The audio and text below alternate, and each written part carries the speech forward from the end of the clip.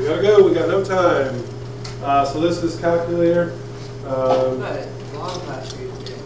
I know, we're gonna try and get through all 6 No questions. Oh yeah, the last chance.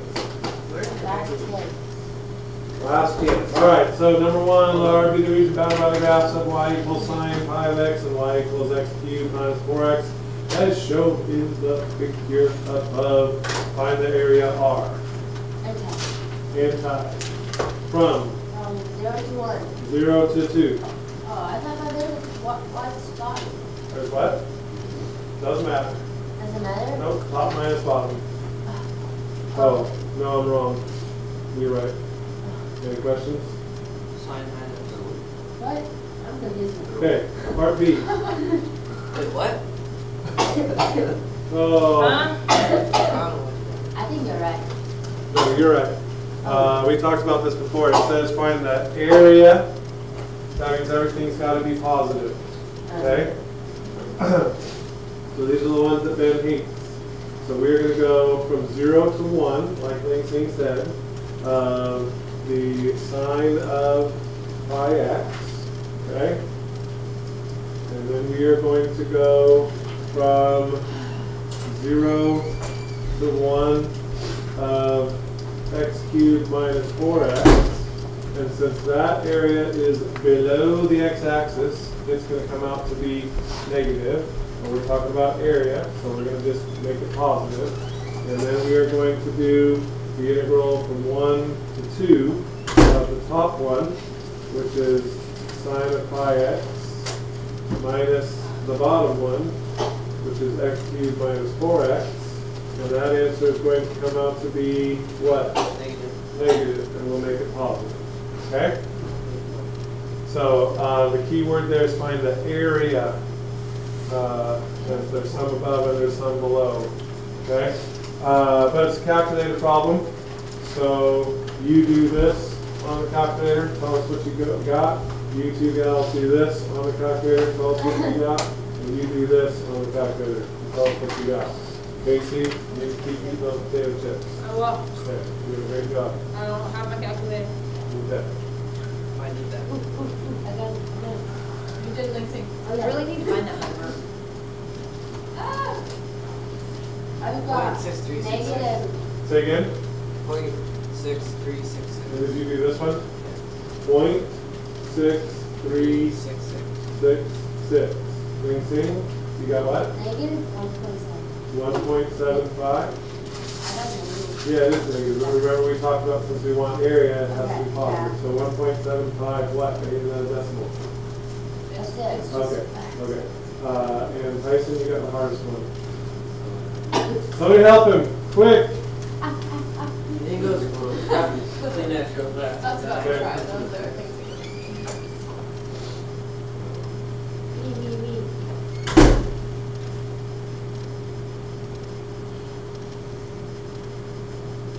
Did you get? I got a 0.595. Is it negative? No. It's negative.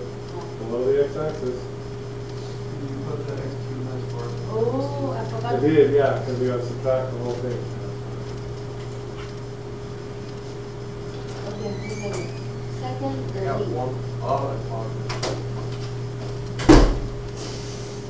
I got, oh my god.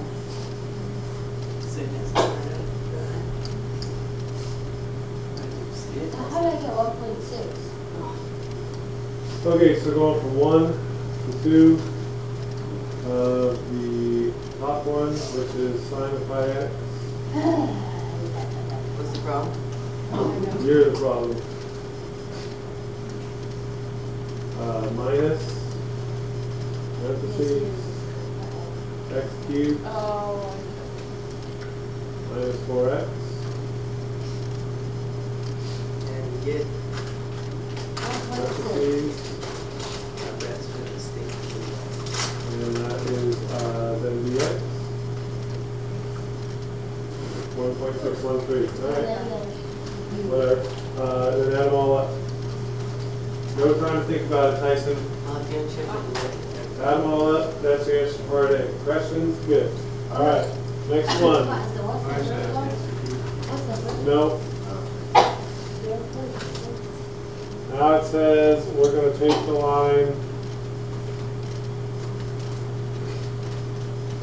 Oh, I know that came out positive because we always talk about going top minus bottom. But really what we should be saying is farthest from the x-axis minus closest. And so we did that backwards, so we got the, I mean it's the correct answer but the wrong sign. So if we'd have done x cubed minus 4x minus sine of pi x, we would have got the same Then you answer. said the same thing. Right, exactly. Okay, so we're fine. All right, so now we're going to take this thing right here, and we are going to draw a horizontal line at y equals -2,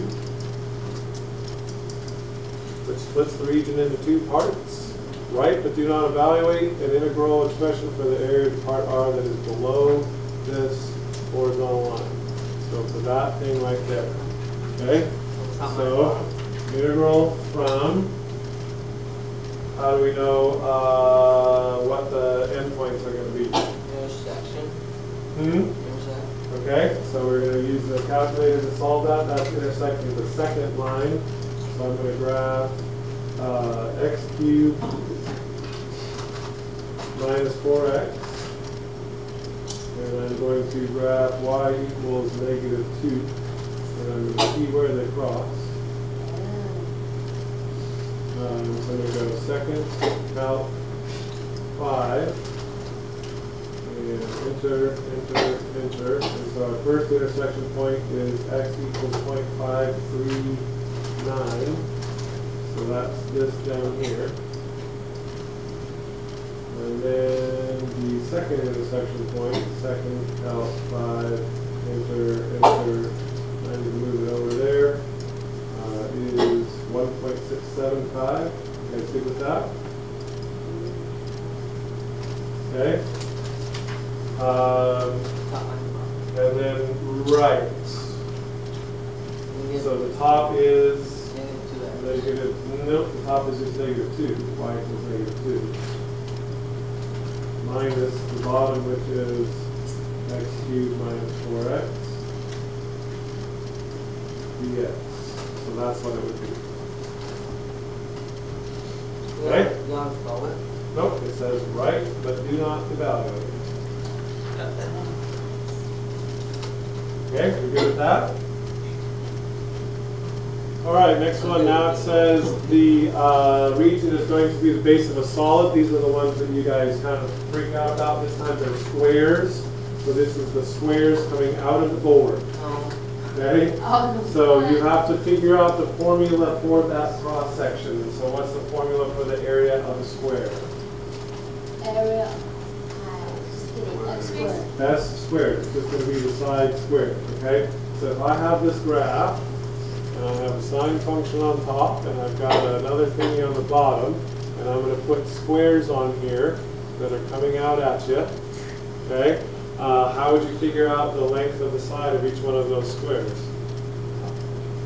Top function minus the bottom function. So my area of all that stuff, or volume, I guess, is going to be the integral from 0 to 2 of the cross-section squared. So Tyson said that's the top one minus the bottom one. So sine of pi x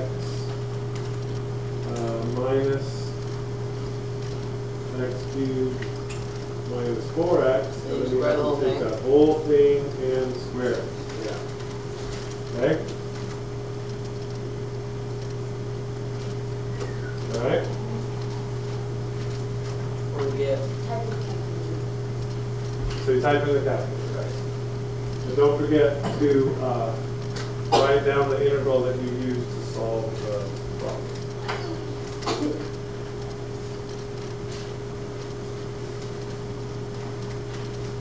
What grade? What grade? What grade is this?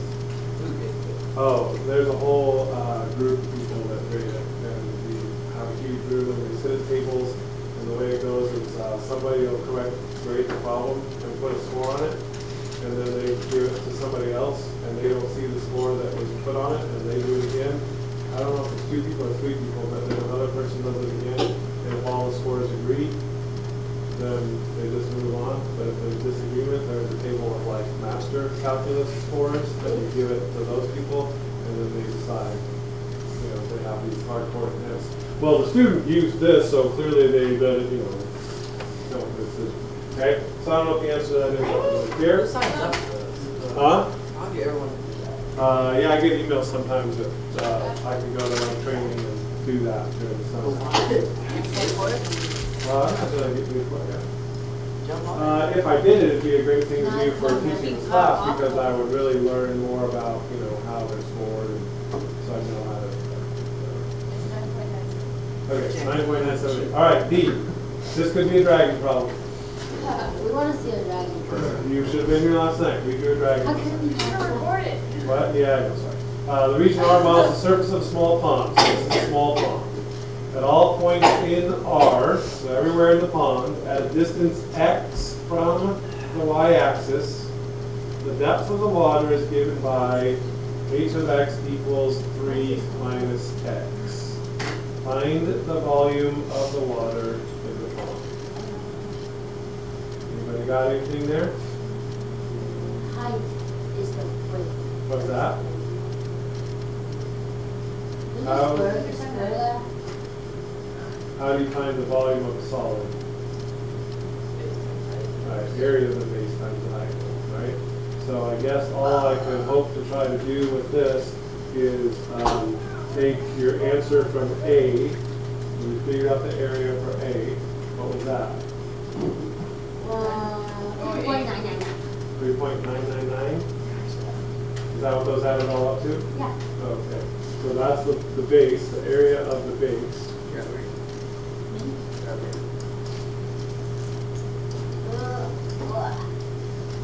The height is, or the depth, they're saying, is 3 minus x. So if you go the area, Based on height? yeah, based on height.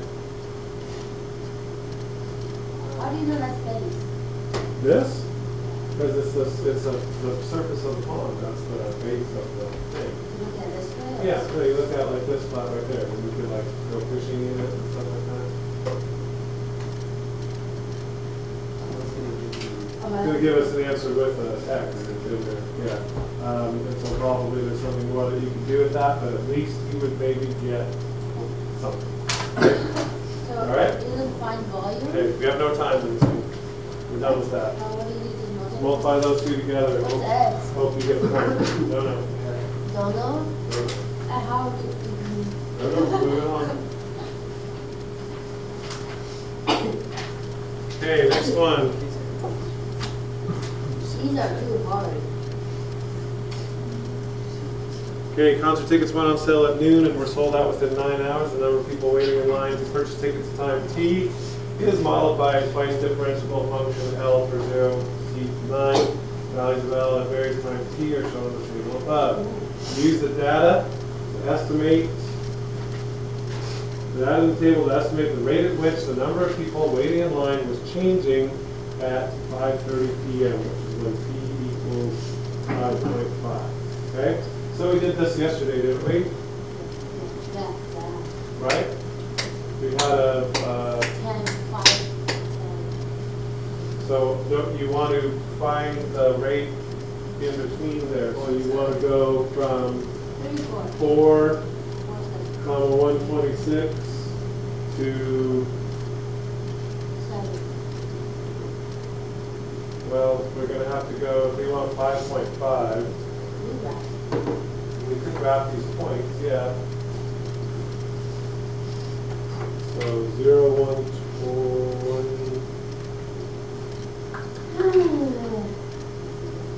156, 3, 176, 4, 126, skip 5, 6, 7, 150, 8, 80, and 9, 0. Okay, so how are we going to find the rate of change at 5.5, which is coincidentally, not really, right in between 4 and 7? How do you find that rate of change? Huh? take the average. The average is what? You just want to do 4 and 7 and use that as your estimate? Because 5.5 is right in between it. Anybody got any brighter ideas?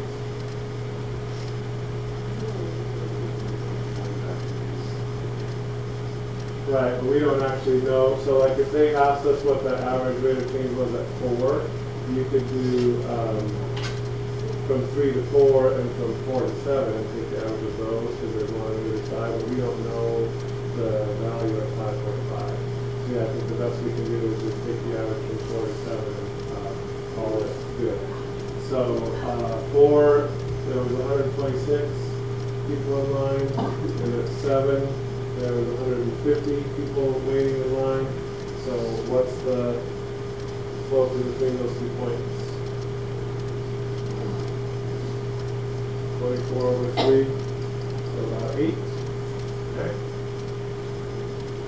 Indicate units of measure. So this down here is hours. And this right here is people. So my rise over run would be 8 people per hour. So that's a number of new, since this is positive, that's the number of new people that are joining the line on average every hour at 5.5 hours. All right? Okay, B, trapezoid rule. You love this. Trapezoid sum with 3 sub-intervals to estimate the average number of people waiting in line during the first 4 hours that tickets were on sale. You all need to stop coughing. So we have 1, 3. Okay, so our 3 trapezoids are going to be this one right here, this one right here, this one right here. Okay? So how do you find the area of this trapezoid? What's that? 120. Okay, so it's going to be 1/2 the height. What? Right, so the change in x is 1. So over 2 is 1/2. The base 1 is 120. And base 2 is 156, right? Plus, this is a little different because the x values are different. So this time it's going to be 2 divided by 2, so it's going to be 1. Base 1 right here is this 156 again. Plus base 2 is 176. Plus, then this trapezoid once again has a height of 1, so that's going to be 1/2 times. We're going to use the 176 again, plus the height of 4 is 126. Right?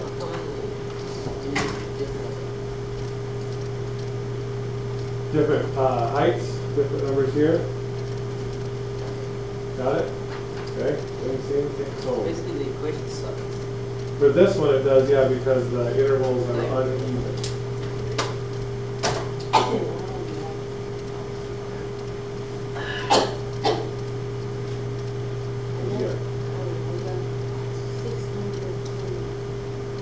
You got what?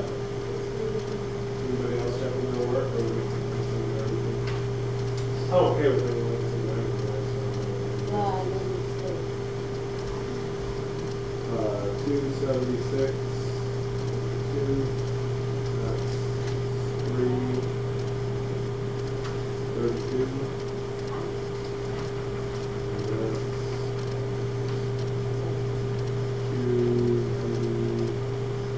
302.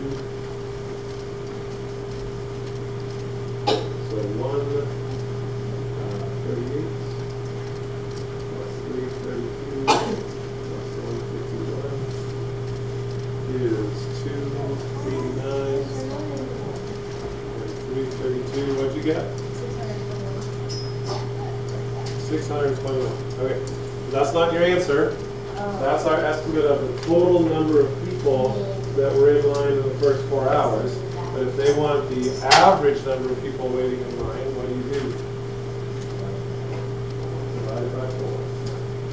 So this would be one where, like, if you write that down, you probably get 1 or 2 points. But to get the full credit, you have to remember to take 621 and divide it by 4, which is 1, what is it, 155.25. Okay? Okay? All right, C. For 0 to 9, what is the fewest number of times at which L prime of t must equal 0? Give a reason for your answer. So what would cause the derivative to be 0?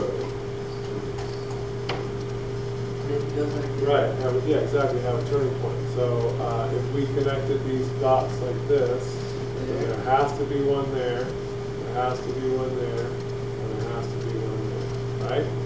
And they said the fewest, there could be more, because this could have like gone way up and then way back down and then come up again. But we know that there will be at least 1, 2, 3. Okay? And why is that? What's the reason for your answer? Huh? Because it's constant. It's a continuous function. Yeah, maybe you could just draw the graph in there. Okay? I would like the word turning points. That's a good one. Just throw that in there. That sounds fancy. It's got 2 maximums, 2 local maximums and 1 local minimum in the table. Okay, so something like that. Tyson, you're sick, huh? Is that why you weren't here? Couldn't answer the bell, huh? Okay, and then the last one. I mean, this is always they get harder and harder and harder. So. There we go. Didn't do very well last time. We'll see if we can do better this time. The rate at which tickets were sold is modeled by RT. Based on the model, how many tickets were sold by 3 p.m. to the nearest whole number? So if they give you a rate and they ask you for a total, what do? Anti-derivative. Yeah. The rate is the derivative. The total is like the sum. So that's like the area underneath the curve. So I believe all we're doing here is what? The antiderivative from 0 to 3. Yeah, we have a calculator. 550 t e to the negative 2t. Don't forget the dt's and the dx's. And I know that it doesn't seem like those are not necessary, but they are.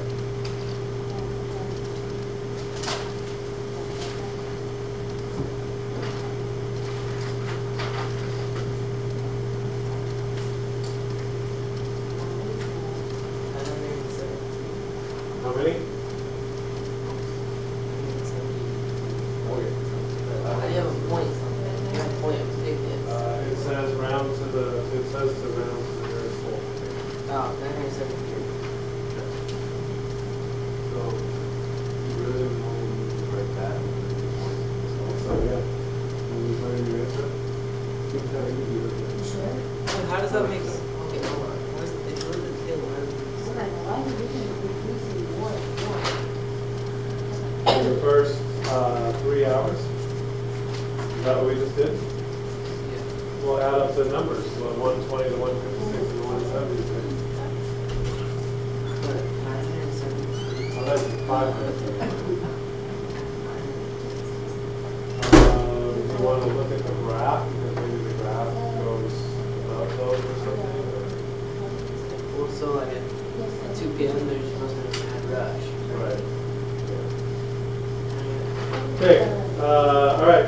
Last one of these. And then we'll go no calculator. No. How are you going to say that? Like you have to say it. Okay, oil is leaking from a pipeline on the surface of a lake and forms an oil slick whose volume increases at a constant rate of 2,000 cubic centimeters per minute. So what did they just tell you? Right, they just told you that the V dt, the volume is changing at a rate of 2,000 cubic centimeters per minute. Okay? Fortunately for us, the oil slick takes the form of a right circular cylinder with both its height and radius changing with time. So we have a dr dt somewhere, and we have a dh dt somewhere. And then they also tell us, in case you didn't know, the volume of a right circular cylinder is pi r squared h. Okay? Feeling good? Write these things down. Get a point. All right, at the instant when the radius of the So oil basically, slick. Huh? if all else fails, write some dr. Yeah, just write some crap down. Okay, sorry, I shouldn't have said that word. At the instant when the radius of the oil slick is 100 centimeters, so when r equals 100 centimeters, and the height is 0.5 centimeters, the radius is increasing at a rate of 2.5 centimeters per minute. At this instant, what is the rate of change of the height? Everybody feel good about what's about to happen? Yep, we're going to take the derivative of this, and we're going to plug in all the stuff we know and solve for that. Did you say no again? You do that at home? Wait, is it Does your mom say, bring down your laundry, and you go, no? Do you do that? He probably does not do that. Not doing that. Okay, No, so we're come going on, to take the no. derivative of the volume function. You ready? Okay. Okay, it'd be v dt equals. I'm going to think of this as my first function and this as my second function. So it is going to be 2 pi r dr dt. So you did the derivative of the first one times the second, plus the derivative of the second, which is dh dt times the first. Pi r squared. Okay? Easy money right there. Easy problem. Right? Plug it all in. So dv dt is 2,000. 2 pi times the radius is 100. The RDT they told us is 2.5, and the height is 0.5, plus the HDT times pi times the radius squared. Okay, so that's really handy because the only thing that we're missing is the thing we're trying to figure out. So that's simple math. So take all this stuff right here and subtract it from 2,000. Is that what you're doing, Lindsay? You're going to go 2,000 minus 2 pi times 100 times 2.5 times 0.5. Divided by pi. And then divided by pi times 100 squared. If all else fails, we write down r equals The problem is you get to this point and you really try. And you're frustrated and it's hard and you've been doing it for 2 hours. What'd you get? Oh my god. You want to give up. Are these at the end? Oh god, I'm so over this test already. I think you're over this test at least. Yeah, Did it really was. Did you tell us we had a test? Did I tell you? Yeah. I'm sure first day school we talked about it. Good work. Okay, did you figure it out? I don't think it's bad. Okay, Yeah. so I don't know, let's see, the 2 and the 0.5 will cancel. 100 times 2.5 is 250, right? Okay. So 2,000 minus 255.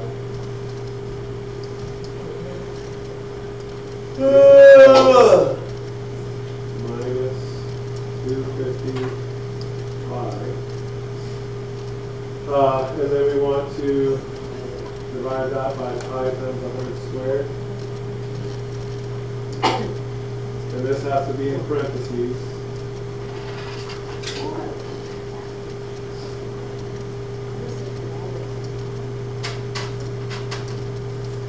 So 0.03866. Is that what you got?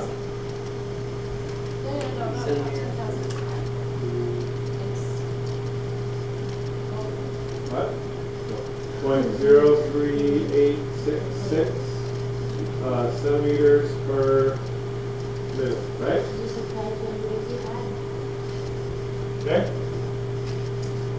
T, a recovery device arrives on the scene and begins removing oil. The rate at which the oil is removed is RFT equals 400 square root of T. So in a way, you could think of this as being like a competing dV dt, but now this dV dt is negative, right? Yes? What? The feds came, bam, they're sucking up all the oil. So now the volume is changing, okay? Oil continues to leak at the rate of 2,000 cubic centimeters per minute. Find the time t when the oil slick reaches its maximum volume. So the overall volume of the oil slick is going to equal the 2,000 that's going in minus the 400 square root of T that's going out. What's that? No, it's flat. I mean, it's fine. It's because we're taking oil out. So it's flowing in at this rate, and it's flowing out at that rate. Okay?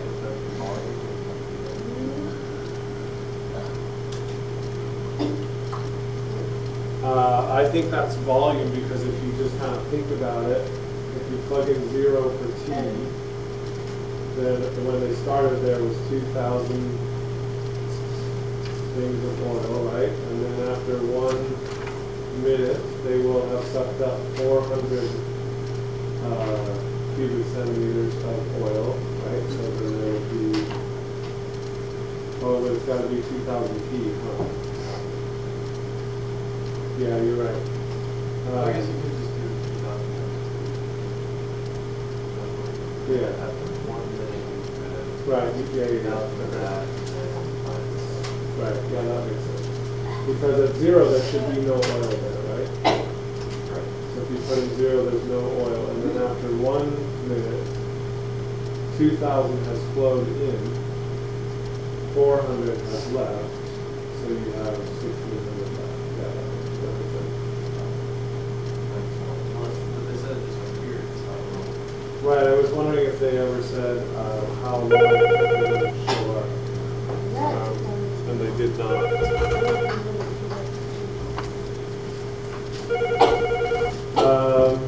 Are you thinking of antiderivative? Is that what you're thinking to get the total volume?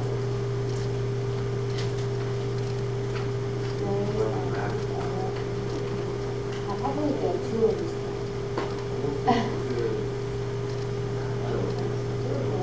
Well, I mean, this is the antiderivative of the dV dt, is the 2,000 T. Oh, that's what you think. Yeah, because if you take the derivative of that, you get 2,000, right? So we have to take the antiderivative of that also to get the.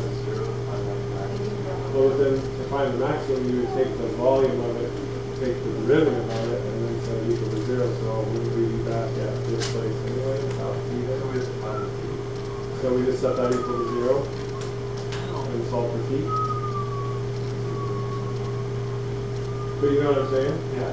Because I understand what you're saying, because if this is dV dt, then to find the amount of volume, or the volume of the oil that they have actually sucked up, you would have to take the antiderivative of this. And the same thing if they tell us that the volume of oil that's being added in there is 2,000, then to find the amount of oil that's in there at any time t, you would take the antiderivative of that, which would be 2,000 t. But then to find when the volume is the maximum, you would take the derivative and set it equal to 0. So isn't this the derivative of the total volume? Yeah? Okay. Okay, sounds good to me. So this is great. No, So not, there's no T after this? no. I'm There was a t when we took the antiderivative, but we want the derivative of the antiderivative when we started in the first place. Right, so 5 equals the square root of t, so t equals 25. What's happening? Sure, okay. Okay, So what? after 25 minutes, What? I don't know. what just happened? Yeah. Okay, what just happened is it says, find the time t when the oil slick reaches its maximum. And so you see that word maximum, and you say what? Set what equal to 0? The derivative. Okay. Well, the rate at which the oil is going in is 2,000. The rate at which the oil is going out is negative 400 times the square root of t. So they're telling us the derivative to start with. No, we don't. If you took the antiderivative, then you would just take the derivative again, and you'd end up with that. Okay, so that's what Tyson and I were kind of. I feel good about that. Okay. Yeah, nice simple answer. Okay, so now this is where we're getting to you. By the time the recovery device began removing oil, 60,000 cubic centimeters of oil had already leaked, right? But do not evaluate an expression involving an integral that gives the volume of oil at the time found in part B. Okay, so if by the time the recovery device began removing oil, there were 60,000 cubic centimeters of oil, how long has it been leaking oil if it's leaking at a rate of 2,000 cubic centimeters per minute? Are you going partial credit on me already? Take the anti of 2,000. Well, hold on. If there's 60,000 cubic centimeters of oil in there, and it's been leaking at a constant rate of 2,000 cubic centimeters per minute, how long has it been leaking? 30. Okay, so it's been going for 30 minutes by the time the recovery truck or whatever showed up. Okay? So write but do not evaluate, no, I don't like that, an expression involving an integral that gives the volume of the oil at the time found in part B. So this is kind of what we were talking about before. It didn't show up right away, right? So does that mean since we found this answer to be 25, does that mean that that's really 55? Because it was going for 30 and then it took 25. Does that make sense? Okay, so now we're going to do the anti like you said. And I'm thinking that we're going from 0 to 55. Right? What? How to get 55? Because it was going for 30 minutes before the oil people showed up to start sucking it up. And that's what this number is right here. And then we figured in part B that 25 minutes later it would reach a maximum.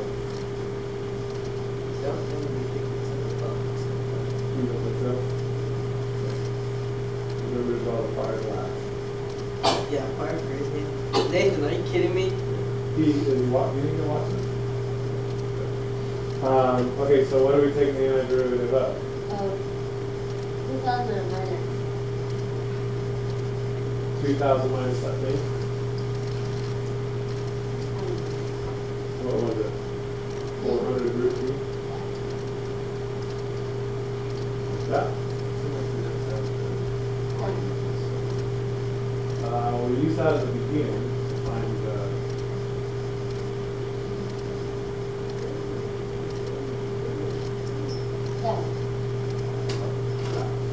okay, please use that.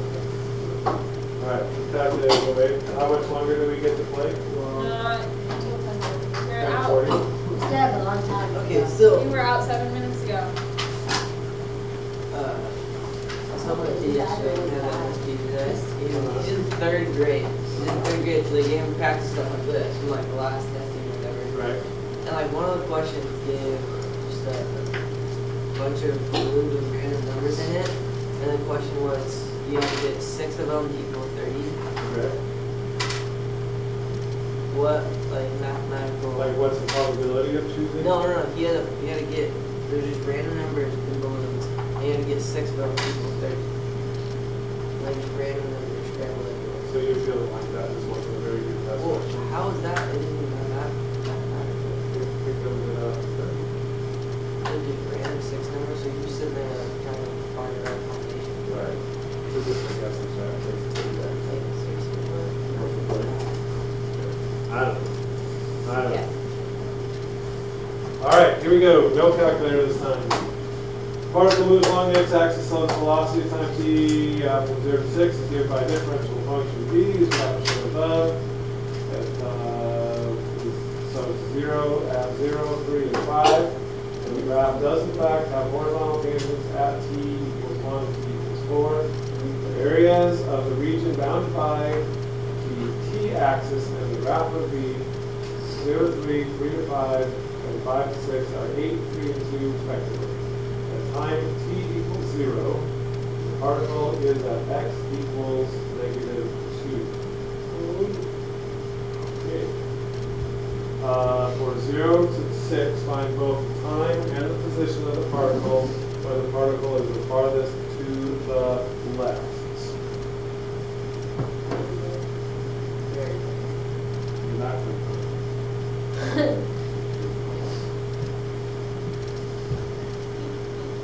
So this is a derivative graph.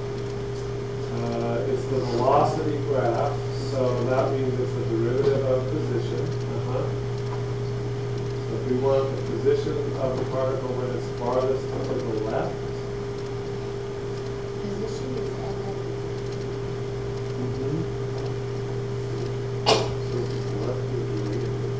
so if it's to the left, it would be negative, right? So are they asking us when the antiderivative of this graph is the most negative? 6. Why 6? I'm saying that the antiderivative from 0 to 3 of this graph is equal to negative 8, right? And the antiderivative from 3 to 5 is equal to 3. And the antiderivative from 5 to 6 is equal to negative 2. Because they told us. The areas from 0 to 3 is 8, but that's below the x-axis, so that's negative 8. Okay? So I'm going to go with t equals 3. Right, but since that's below the graph, that means that if it's the area of that is 8, since it's below the graph, that means its position is going to be at negative 8 at the end of that. And then since you get above the graph, now you're starting to add to it because it's above the graph, so it's not going to be farther left, it's going to start moving to the right. Does that make any sense at all? We're looking for where the area is the most negative. Yeah, from 0 to 3. Right, so the answer would be at t equals 3. It would be 5 to 0, 3. What's that? Should we find the minimum?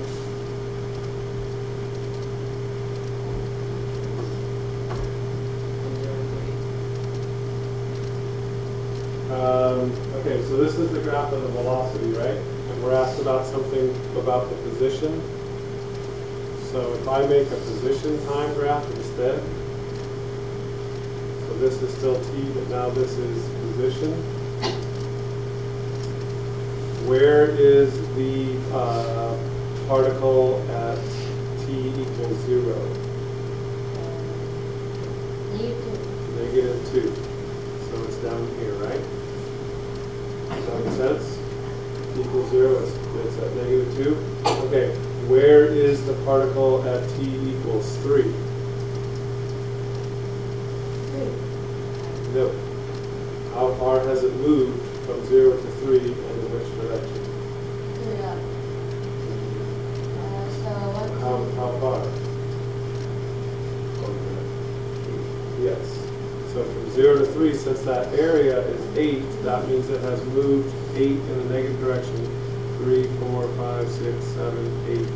So now it's going to be at negative 10.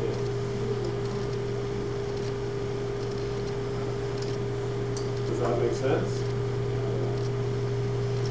Where will the particle be at t equals 5?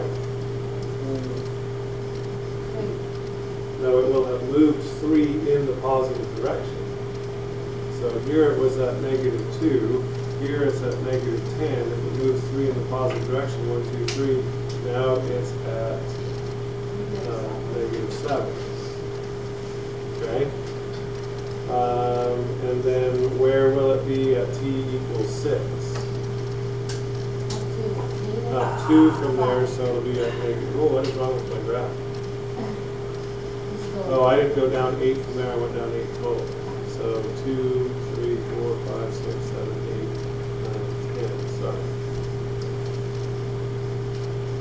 Should be down there.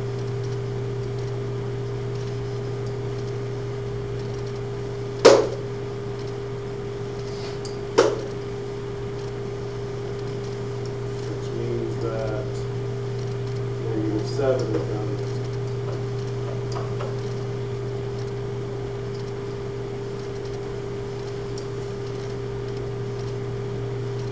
Okay, so that's what we got going on here with, oh, and then I'm sorry, from 5 to 6, how far has it moved? Back down 2, so now it would be at -1. Okay, so what's the answer to part A? What's the time and the position of the particle when it's farthest to the left? Left here meaning down. At t equals 3, then what is its position? -10. It's gone down 8, but to the left 8 from where it started. It's been baseball. For how many values t, for how many values of t is the particle at x equals -8? So that was 8. How many values of t will it be at -8? So my graph is going to be some connection of these points. Right? So, 1, 2, 3. No, 1, 2. 1, 2, and then also at 6 it's going to be there as well. So it's going to be there 3 Oh, times. yeah, that's big. Okay? Okay, on the interval from 2 to 3, Wait, what was it? What was, sorry, I found well, we just kind of connected the dots here on our position graph. And it says how many times will the particle be at x equals -8. So if you go a horizontal line at -8, it will cross the graph 3 times. How would you explain that, just one of the points? I would say something about it's a continuous function. So you know that it has to take on the values in between -2 and -10. It also has to do it between -10, -7, and -9. All right, on the interval 2 to 3, is the speed of the particle increasing or decreasing? It's increasing. Why? second derivative. No, well, it depends. We've got both. This is the position function. This one that I have on the board, green, is the position function. So you can say the speed is the derivative of the position function, and so that's going to be Speed's right here. Yeah, right. hold on. So I have a slope that is negative right there, so that means the speed is decreasing. Or you can look at the graph of the velocity and say since the velocity is below the x-axis, the velocity is negative, so that it's also the speed is decreasing. Okay. Okay, and then B, what time intervals, if any, is the acceleration of the particle negative? So now if you're looking at acceleration, we're looking at the Wait, how is it not? It's still going up. the particle will be going up, but it will be slowing down. D, during what time intervals, if any, is the acceleration of the particle negative? Second. Well, it's the second derivative of this, First derivative. but the first derivative of the graph that they gave us. So where is the acceleration negative? 1, 0, From 0 to 1, 4 to 5. and then from 4 to 6. Okay? And that is because it says justify your answer here to say the acceleration is the derivative of the velocity graph. And since the slope of the tangent line is negative there, the acceleration graph will be negative also. Understood the first graph. Versus graph. See what that is. What time are we at here? 40? 23. Let's actually have both last Why questions on the why is same. the reading increasing more and more? Oh, this is two problems, Okay. We're gonna make us a slope field.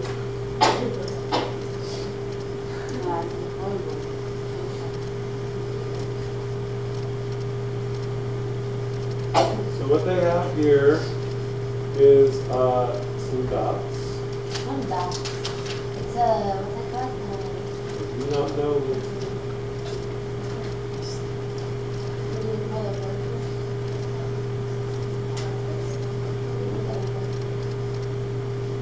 Waffle. Waffle. Waffle graph. The waffle graph.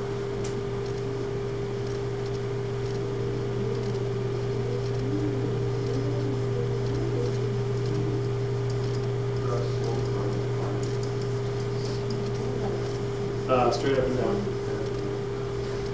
But it says x is not equal to 0. They're not putting any dots on the y-axis. Okay, so to draw a slope field for this, all you have is just like a floating chug. You just take the x and y coordinates, plug it into the slope equation, and draw a little tangent line that has approximately that slope. So if I want to do the slope at -1, 0, what do you get when you plug in -1 and 0 into this equation right here?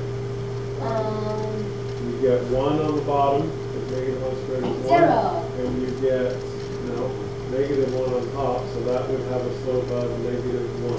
So you just make a little tangent line with the slope of about -1 there. Okay? And then for -1, 1, you're going to end up again with the 1 on the bottom, but this time 1 minus 1 is 0, so you have a slope of 0. So you do, we're just plugging in numbers. Okay, so we get it. Okay, well, we probably have to draw it because we probably need it for Can I draw some too? You want to come up and draw it? Oh, okay. Do 2. That's going to be 1 over 1, right? Maybe this one is 1. If I go 1, 0, that's the slope of -1. 2, 0, and the slope of -1/4. That's the slope of 0. And that's the slope of 1. That's 0. 4, that's 0. Okay. And this is positive 1/4. So there's your slope field. Got it?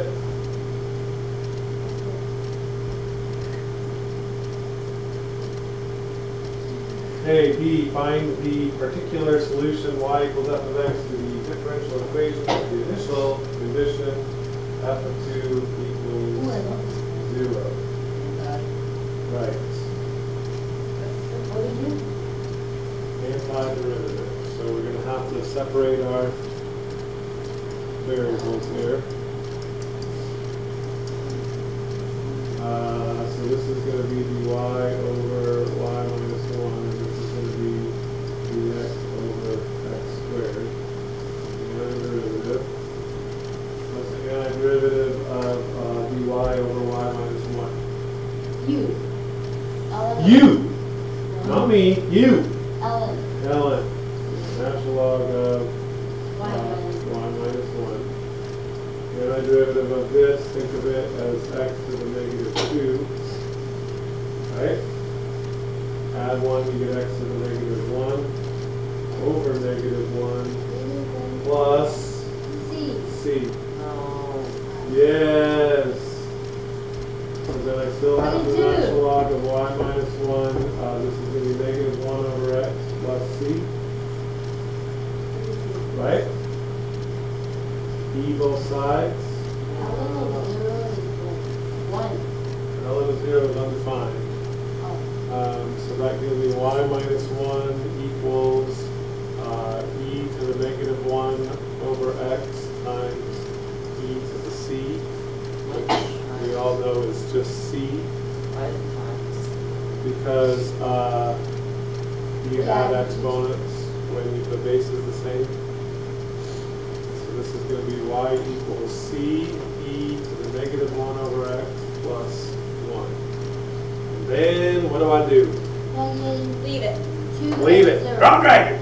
Put in 2 for x and 0 for y. So 0 equals c e to the negative 1/2 plus 1.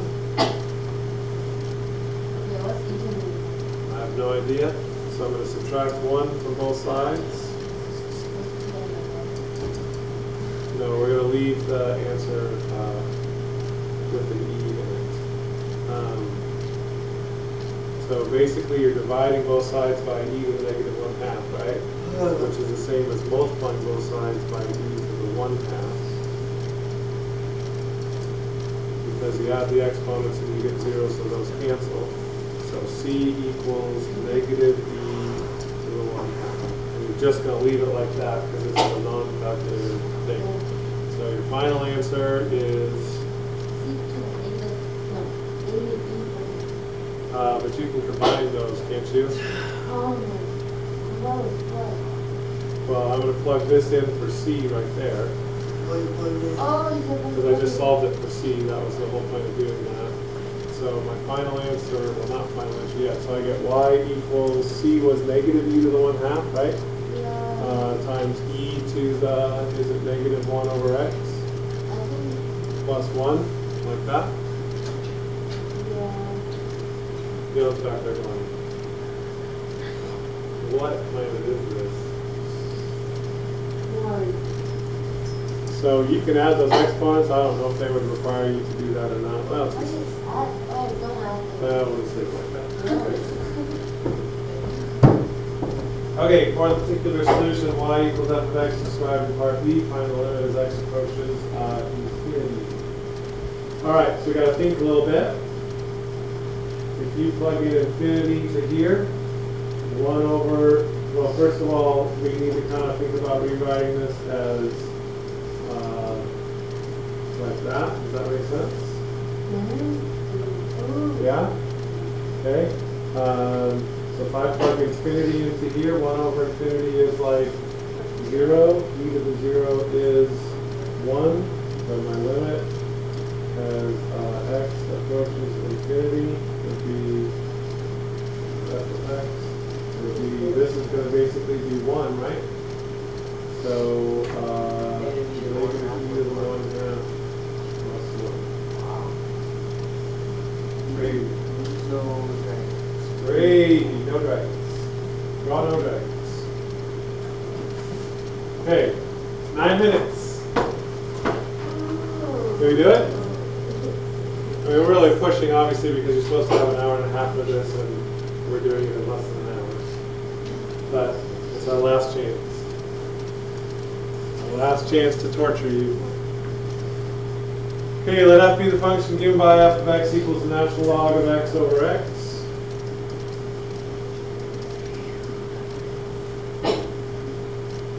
And they kindly give us the derivative as well.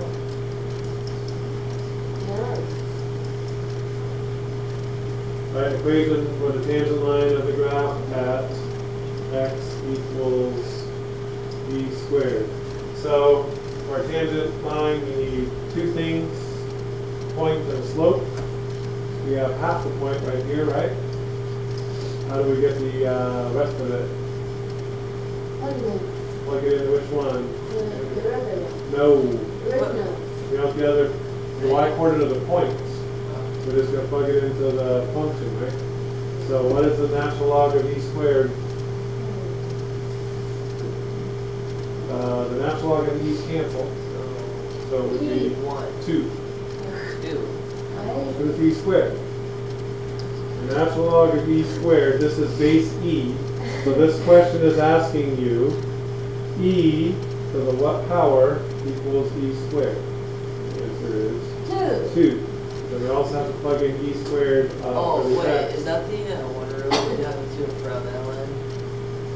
So the cancel? Oh, yeah, right. You could also leave it that way. Put the Yeah, two in that's front. okay. Okay. I didn't get 2, 3. Well, I put e squared in for x down here, right? But then I just bumped it up to the top because I did want to. All right, and then to find the slope, you plug that into the derivative. So we just did the natural log of e squared, so you know that's 2, right? 1 minus 2. So 1 minus 2 is going to be negative 1 on top. And then e squared squared is e to the fourth. So you can leave it like that, or you could go negative e to the negative fourth. But how did you get Well, when I put in e squared here, the natural log of e cancels and left me with 2. And 1 minus 2 is negative 1. Okay? So equation of the line is y minus the y coordinate equals the slope times x minus the x coordinate. Okay? No dragons. Drivers? No dragons.